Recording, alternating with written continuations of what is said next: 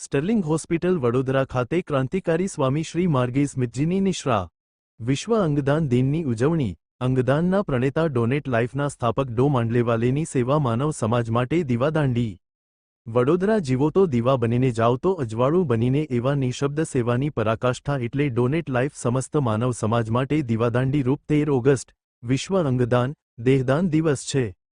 ત્યારે થોડી આ અગત્યના વિષય પર વાત કરીએ। નેશનલ હેલ્થ પોર્ટલ મુજબ ભારતમાં દર વર્ષે 5 લાખથી વધુ લોકો સમયસર શરીર અવયવો ન મળવાના કારણે મૃત્યુ પામે છે,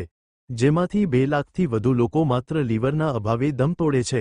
પણ શું તમે જાણો છો, જેમ એક વ્યક્તિના રક્તદાનથી 3 વ્યક્તિને નવું જીવન મળે છે, તેમ એક વ્યક્તિ મૃત્યુ પછી પોતાના અંગોનું દાન કરીને 8 લોકોને નવું જીવન આપી શકે છે।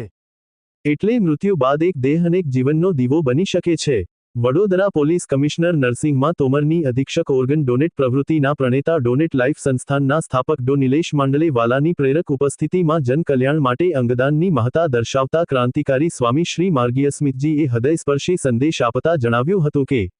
રિપોર્ટ નટવલાલ ભાતિયા।